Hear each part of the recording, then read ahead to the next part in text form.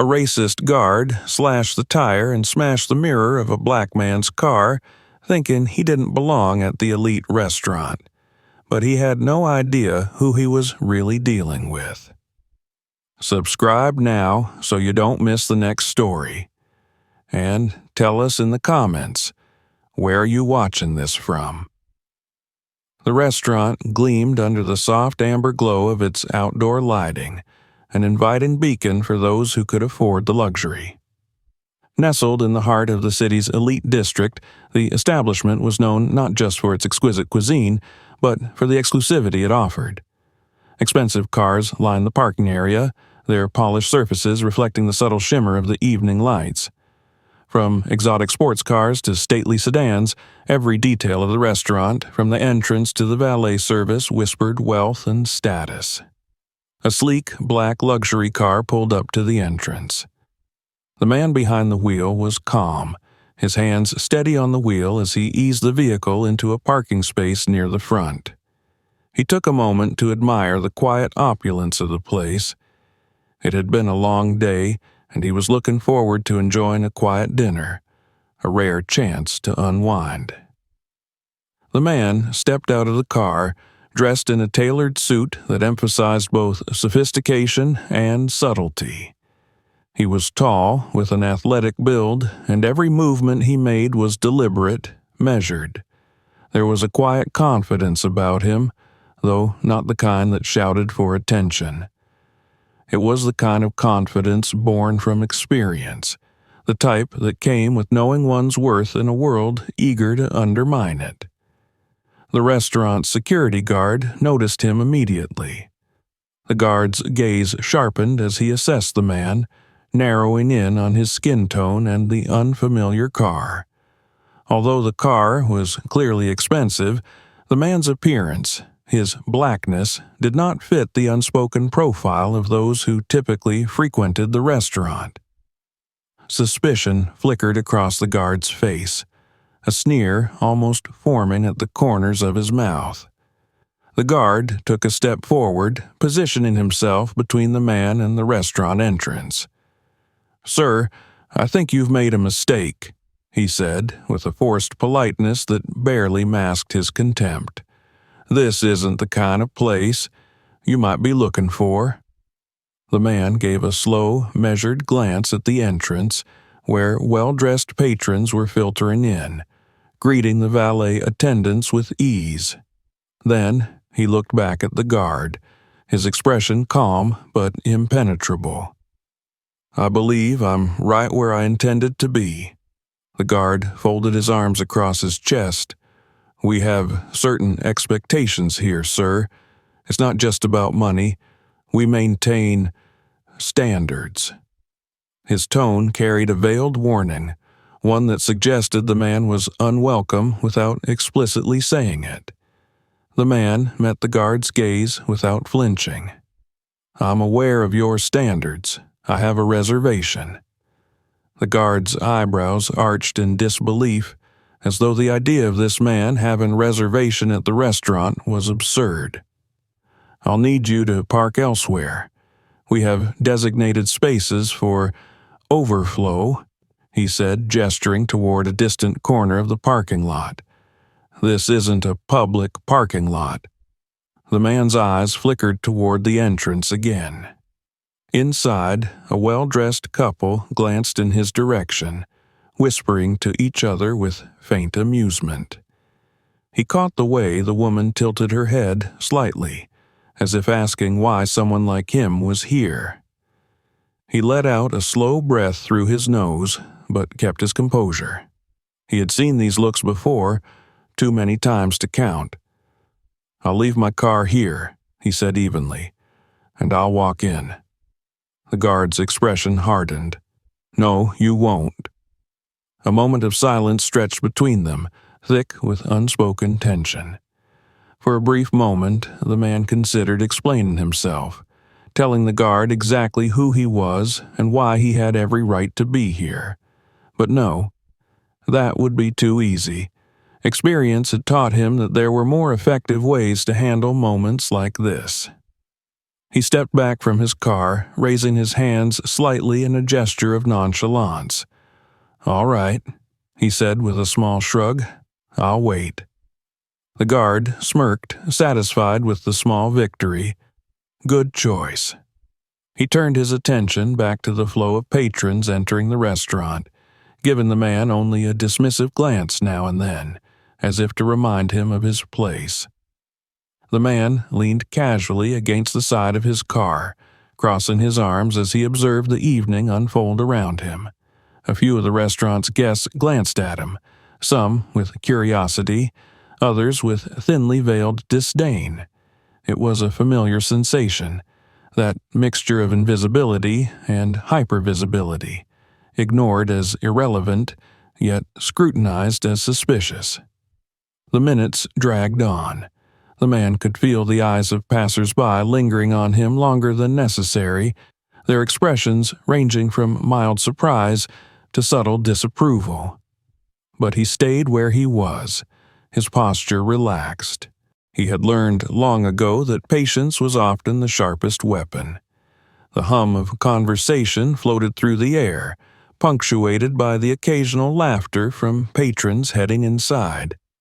A valet attendant passed by, glancing nervously at the man before hurrying to park another luxury car.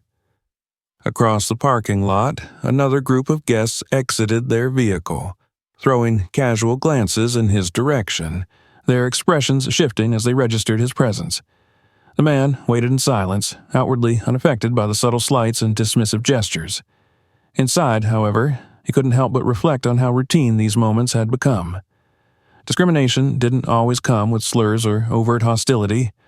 Often, it arrived disguised as casual dismissiveness, as unspoken assumptions about who belonged and who didn't. He thought back to other instances when he had been made to feel unwelcome in places he rightfully belonged. Memories surfaced unbidden. Meetings where his ideas were overlooked until repeated by someone else, events where his presence was questioned despite his invitation. Each experience had left a mark, but it had also taught him a valuable lesson. Power wasn't always about domination. Sometimes it lay in restraint, in knowing when to speak and when to let silence do the talking. As the evening wore on, the man shifted his weight slightly, checking the time on his watch. He was no stranger to waiting. Moments like these were a test, not just of patience, but of character. The guard glanced at him again, still standing by the car. There was a flicker of annoyance on his face now, as if the man's presence was an affront to the natural order of things. The guard took a step closer, folding his arms once more. "Still here, huh?" he said with a smirk. The man offered a faint, almost imperceptible smile. "Still here." And with that, the evening continued. The tension between them hung in the air, unresolved but simmering, like a match waiting for the right moment to ignite. But for now, the man remained exactly where he was, silent, steady, and unyielding. He knew that moments like these often revealed more about others than they did about himself. And he was willing to wait just a little longer, knowing that every second he spent in that parking lot would make the eventual outcome all the more satisfying. The tension in the air was thick, clinging to every glance and smirk exchanged between the guard and the well-dressed patrons passing by. It was as if the man, standing quietly beside his car, was the punchline of an unspoken joke. Just as the evening settled into this rhythm of silent disdain, a new player entered the stage, a guest stepping out of a nearby car, reeking of entitlement. The man observed as this new patron sauntered over, his expensive watch glinting under the lights. The patron, a middle-aged man with slicked-back hair and a smug expression, eyed the black man by the car with the kind of curiosity reserved for something out of place. "Hey," the patron called out, his voice dripping with amusement. "What are you doing here? Lost your way?"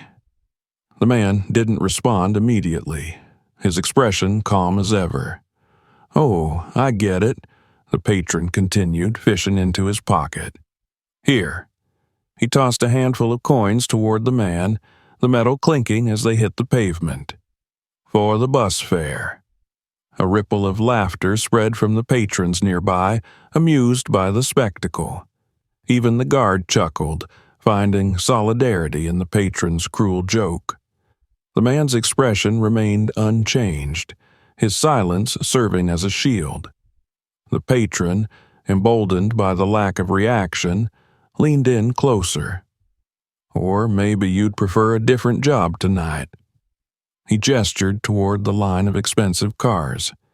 "How about you wash a few of these beauties? Might even earn enough for a burger." The guard smirked, crossing his arms. "Yeah, that sounds like a fair deal. We could use a hand, right?" The man still didn't react. His composure seemed to irritate the patron and the guard alike. It was as if they wanted, no, needed him to respond, to validate their small-minded cruelty. Annoyed by the man's lack of emotion, the guard stepped forward with newfound aggression. "You think you're better than us, huh? Too good to play along?" He bent down to the man's car and with a deliberate motion jabbed his pocket knife into one of the tires. The hiss of escaping air broke the quiet tension, followed by another ripple of laughter from the onlookers. The man's jaw clenched, but he remained outwardly calm, his hands resting lightly in his pockets. "Oh, that's not all," the guard said, grinning now as he found his rhythm in the humiliation. He grabbed the side mirror of the car and snapped it off with a sickening crack. "Oops." The patrons watched eagerly, some whispering among themselves. A few glanced toward the man, perhaps expecting him to explode in anger. But he didn't. The man's calm demeanor unsettled the guard. He had expected outrage, yelling, maybe even a fight. Instead, he was met with silence, and that silence was louder than any outburst could have been. The guard sneered. "What? Cat got your tongue? Or are you just going to stand there all night?" The man's gaze lingered on the damaged car for a moment. Then, slowly, deliberately, he raised his eyes to meet the guard's. His voice, when it came, was calm and steady. "Finished?" The simplicity of the question caught the guard off guard. For a moment, he faltered, unsure of how to respond. The patron, still standing nearby, decided to push further. "You're lucky we're even letting you hang around here, buddy. You should be grateful." The man gave a faint smile, the kind that hinted at something unsaid. "I'll take that under consideration." The guard's irritation grew. He wasn't used to this kind of calm defiance. It unnerved him.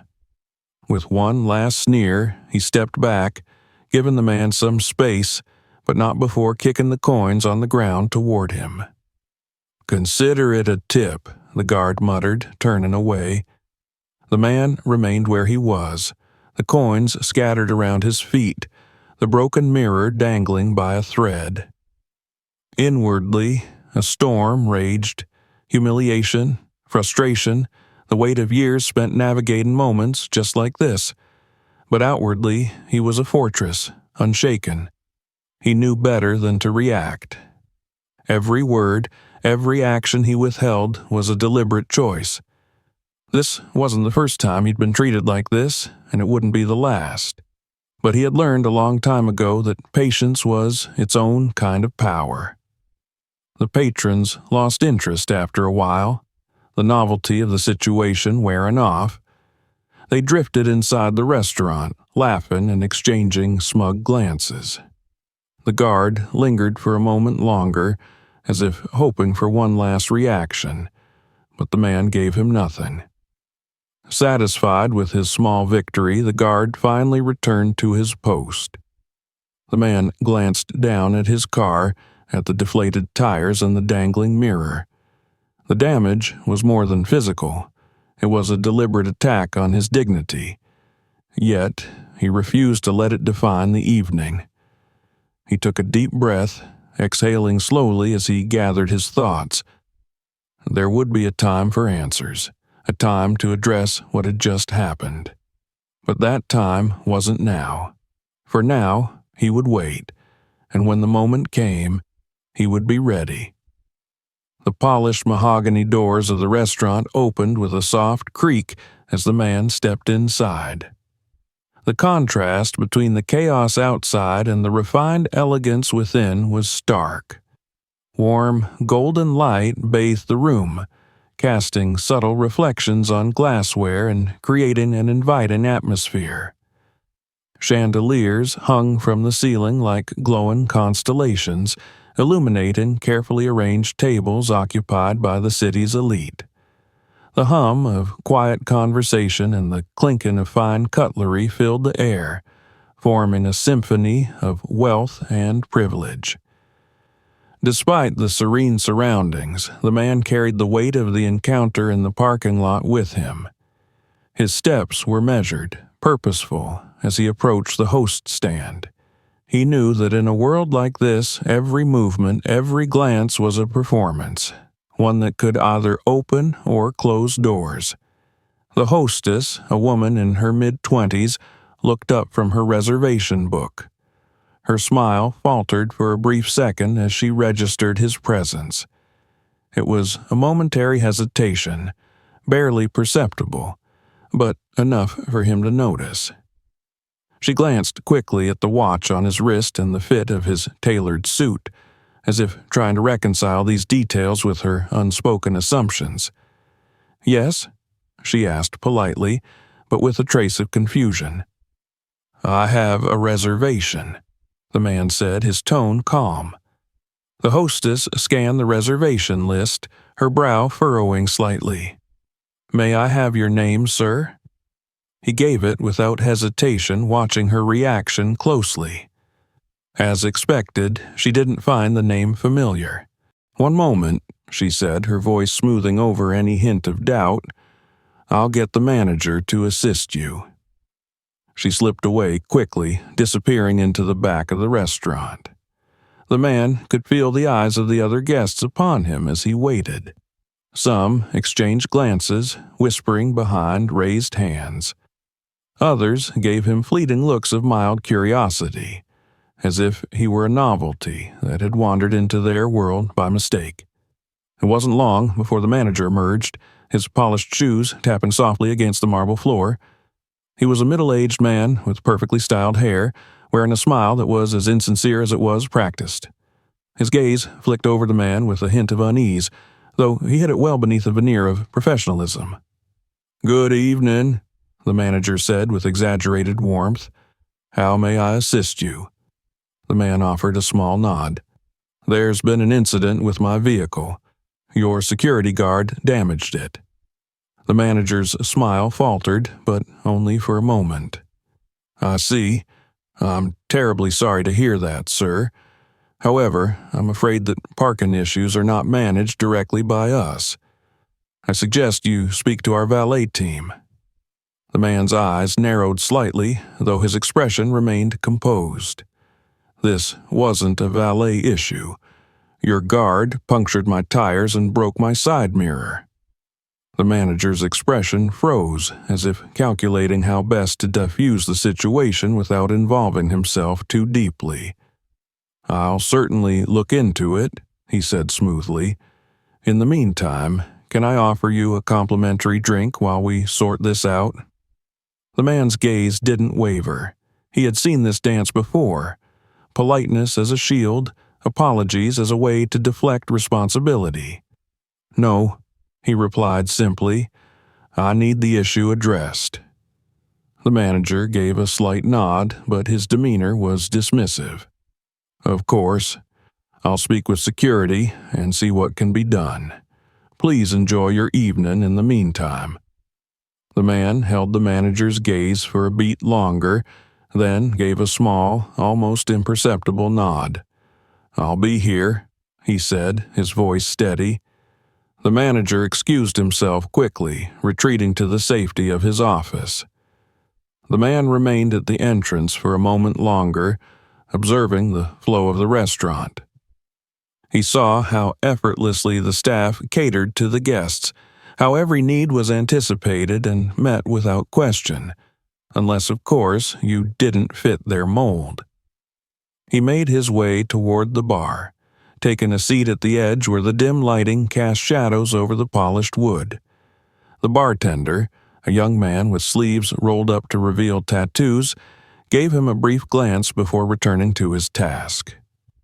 "Can I get you something?" the bartender asked, his tone neutral. The man shook his head. "I'm fine, thanks." As he sat there, he let his mind wander. Memories floated to the surface.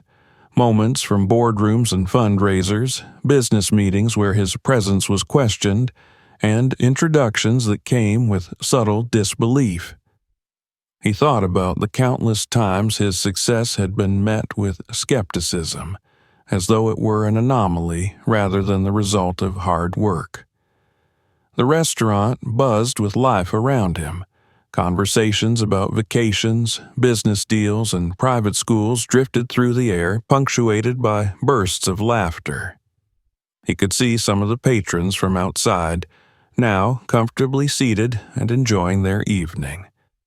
A few cast occasional glances in his direction, their expressions a mixture of curiosity and dismissal.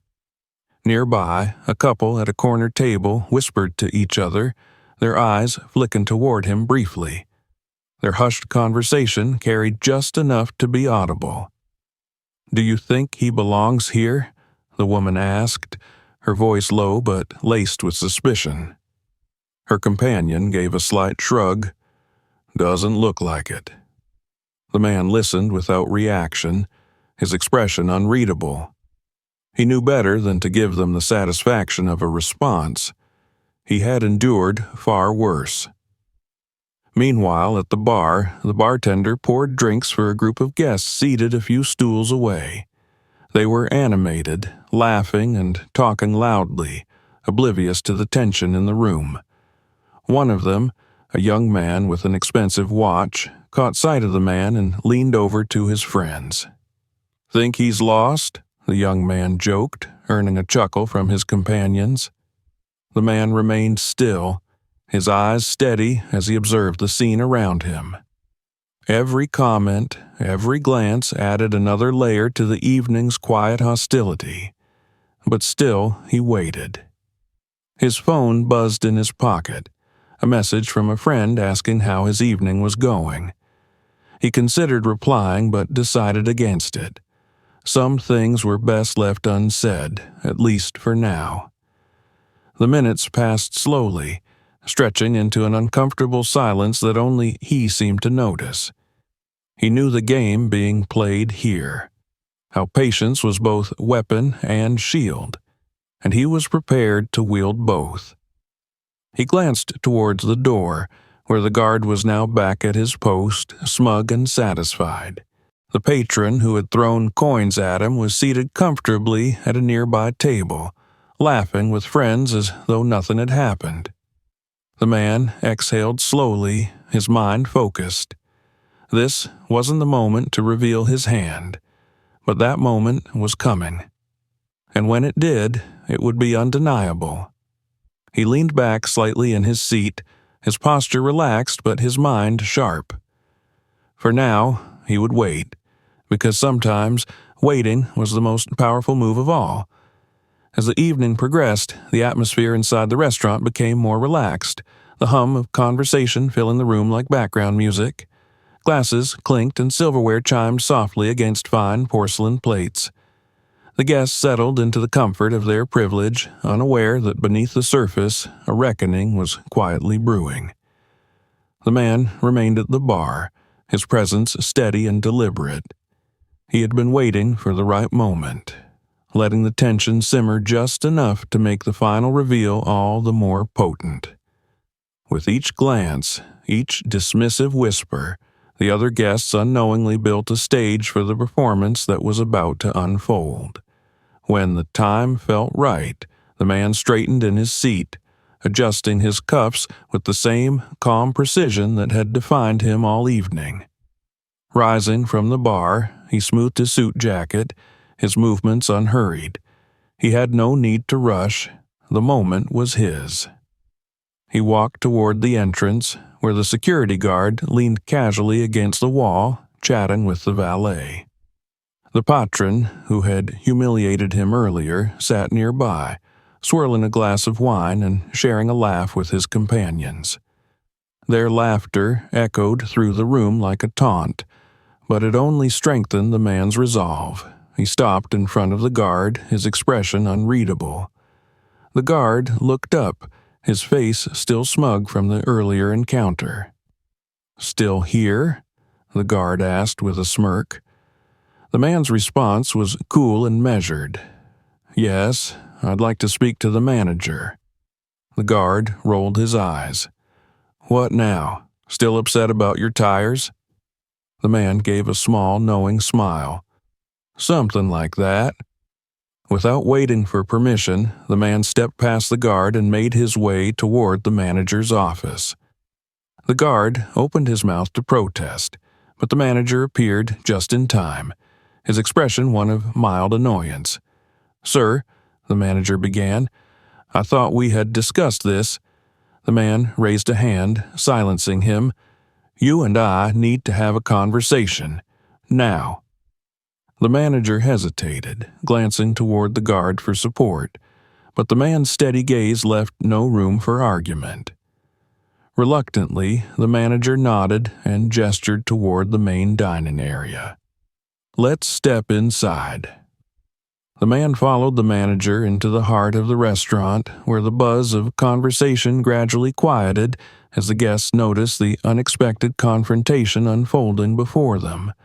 All eyes were on the man now, curiosity and confusion spreading through the room like wildfire. The manager cleared his throat, trying to maintain an air of control. "Sir, if there's an issue, we can discuss it privately." "There's no need for privacy," the man interrupted, his voice calm but commanding. "This is a matter that concerns everyone here." The room fell into an uneasy silence. The guests exchanged puzzled glances, unsure of what to expect. The guard hovered near the entrance, his smirk fading as the weight of the moment began to settle on him. The man took a step forward, his gaze sweeping across the room, meeting the eyes of the guests who had judged him earlier. "Some of you may have wondered why I'm here tonight," he began, his voice steady and clear. "Let me clear that up for you." He turned to the manager, who shifted uncomfortably under the scrutiny. "Your guard damaged my car, humiliated me in front of your patrons, and treated me as if I had no right to be here." The guard stiffened, his face turning pale. "Look, The man cut him off with a slight gesture, his expression remaining calm. "It's important that you understand who I am. I am the new owner of this restaurant." The words hung in the air like a thunderclap. A wave of shock rippled through the room and the guests sat frozen, their faces a mix of disbelief and guilt. The guard's smug expression vanished, replaced by sheer panic. The patron who had thrown coins earlier choked on his drink, coughing as he processed what he had just heard. The manager's face flushed with embarrassment. I had no idea, sir." The man's gaze remained steady. "That's the problem, isn't it? You didn't think you needed to know." The guard stammered, trying to find words. I didn't know." "You didn't care," the man corrected gently but firmly. "And now you have a choice to make." The guard swallowed hard, his confidence crumbling under the weight of the man's calm authority. I'll resign, if that's what you want." The man shook his head slowly. "I don't want your resignation. I want accountability." "I don't want your resignation. I want accountability. You and the patron who insulted me earlier will offer public apologies tonight." The patron's face turned beet red. "This is ridiculous." "No," the man said quietly. "What's ridiculous is thinking you can treat people this way without consequences."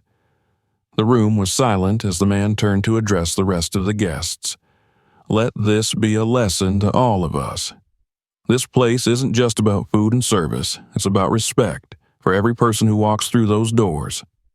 The manager shifted uncomfortably, nodding in agreement. "Of course, sir. We'll make sure this never happens again." The man's expression softened, but his resolve remained intact. "You'll make sure it doesn't, because you'll implement new policies, mandatory training for your staff, and ensure that this establishment becomes a place where everyone is treated with dignity." The guard lowered his head, shame washing over him. The patron fumbled with his napkin, clearly uncomfortable but too proud to speak first. The man gave them both a moment to absorb the gravity of the situation. Then, with quiet authority, he said, "Your apologies, please. Now." The guard cleared his throat, his voice shaky but sincere. "I'm sorry. I was wrong." The patron followed reluctantly, his words dripping with discomfort. "I apologize. It won't happen again." The man gave a small nod, accepting their apologies without gloating. "Good. Now, let's move forward." The tension in the room began to lift, replaced by a sense of relief and admiration. The guests watched in silence as the man extended a hand toward the manager. "We all make mistakes," the man said. "What matters is how we correct them." The manager shook his hand, gratitude and respect in his eyes. "Thank you, sir. We'll do better." The man gave a brief nod, then turned to leave. But before he did, he glanced once more at the guard and the patron. "I hope you'll both learn from this," he said quietly, "because forgiveness isn't just a gift, it's an opportunity." And with that, he walked out of the restaurant, leaving behind a room filled with people who had been given a chance to reflect on their actions. The night wasn't over yet, but the man knew that something important had just begun. Several weeks had passed since that fateful evening at the restaurant, and the changes were already evident. The restaurant, once a symbol of exclusivity and privilege, had been transformed. A new energy pulsed through the establishment, one rooted in inclusion, respect, and the promise of a better experience for all. On this particular night, the restaurant was hosting a special event to celebrate its rebirth. The theme was New Beginnings, and the dining hall was filled with guests from all walks of life. The chandeliers still gleamed, and the same luxurious ambiance filled the air, but something essential had shifted. This was no longer a place where guests were judged by appearances or assumptions. At the entrance, the former security guard stood at his post, but he was different now, both in demeanor and mindset. He greeted guests warmly, his previous arrogance replaced with genuine humility. His new attitude was a direct result of the training sessions on inclusion and respect that every employee had undergone. These weren't just routine workshops. They were deeply transformative, forcing each staff member to confront their biases and grow beyond them. The man, now known among the staff and regulars as the restaurant's owner, observed from a distance. He stood by a window, watching the scene with a quiet sense of satisfaction. This was what he had hoped for, more than just an apology or public spectacle. Real, lasting change. The manager approached him, wearing a grateful smile. "The event's a success, sir. I can't thank you enough for your leadership. The staff, we've all learned a lot." The man gave a small nod. "Good, that was the point." They both turned to look toward the dining hall, where the energy was light and joyful. The man noticed the patron from that humiliating night, now sitting quietly at a table with a small group. The patron's demeanor was subdued, not out of shame, but because the experience had forced him to reflect on his actions. He hadn't expected the chance to be invited to this event, but the man had extended the invitation himself. When asked why, the man had replied simply, "Everyone deserves a chance to change." The manager glanced toward the former guard who was busily assisting guests. "He's different too," the manager observed. The man's gaze followed. He had to be. As the evening progressed, the time came for a short ceremony, a gesture to mark the beginning of the restaurant's new chapter. The guests gathered near the center of the dining hall where a microphone had been set up. The former security guard and the patron were called to the front. They exchanged nervous glances as they approached the microphone, standing side by side. The room fell silent, anticipation thick in the air. The guard cleared his throat, gripping the microphone tightly. "Good evening, everyone," he began, his voice steady but humble. I want to take this moment to apologize. Some of you know about the incident that happened here a few weeks ago. I was wrong. I acted out of arrogance and ignorance, and I'm truly sorry." A murmur spread through the crowd, but it wasn't one of disapproval. It was understanding. The guard took a deep breath and continued. "The owner gave me a second chance, and I'm grateful for that. I've learned more than I ever expected, not just about others, but about myself. I want to promise, from this point forward, that every person who walks through these doors will be treated with the respect they deserve." The guard stepped back from the microphone and the patron took his place. He looked uncomfortable, but determined to speak. "I owe an apology, too," he said, his voice low. "I acted like a fool that night, and I hurt someone who didn't deserve it. I've spent a lot of time thinking about what happened, and I realize now how easy it is to judge people unfairly. I'm sorry." The room remained silent for a moment, the weight of the words sinking in. Then, slowly, the guests began to applaud, not out of obligation, but out of genuine appreciation for the courage it took to apologize so publicly. The man watched from the back of the room, his expression thoughtful but content.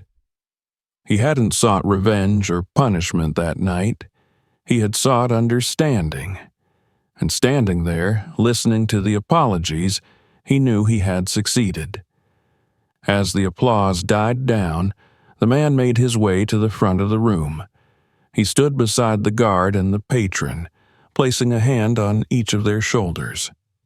"Thank you," he said simply, but the sincerity in his voice was unmistakable.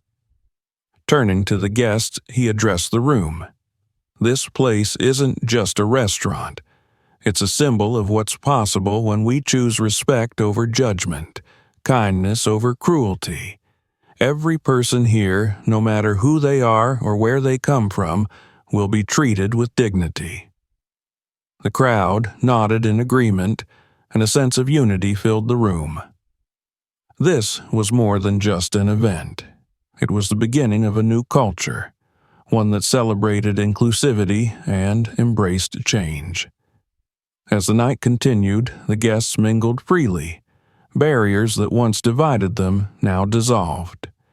Conversations flowed easily, and laughter echoed through the dining hall, a far cry from the tense, judgmental atmosphere of the past. The man stayed a little longer, observing the interactions, ensuring that the new philosophy of the restaurant was taking root. The manager approached him once more, offering a handshake.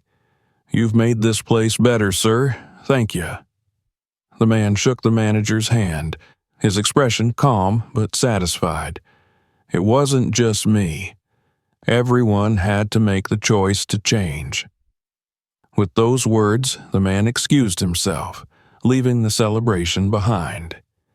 He stepped out into the cool night air, the city lights twinkling in the distance. His car, now repaired and shining as new, awaited him at the front. As he drove away, he reflected on everything that had transpired. The humiliation, the confrontation, the apologies, they were all part of a larger journey. A journey toward change, not just for himself, but for everyone involved. He knew that the work was far from over. Change was a process, not a destination. But tonight, he had taken the first step, and that was enough. The restaurant, now a symbol of transformation, stood as a testament to what could happen when people chose to be better, to rise above prejudice and embrace humanity. And with that thought, the man smiled to himself, knowing that sometimes the most powerful transformations begin with patience, forgiveness, and the courage to confront what's wrong. Thank you for watching to the end. In order not to miss new stories, subscribe to the channel. There are still many exciting stories ahead. And don't forget to click on the bell to immediately receive notifications about the latest videos. In the meantime, check out the other stories that are already waiting for you. Subscribe, otherwise, skip the fun part.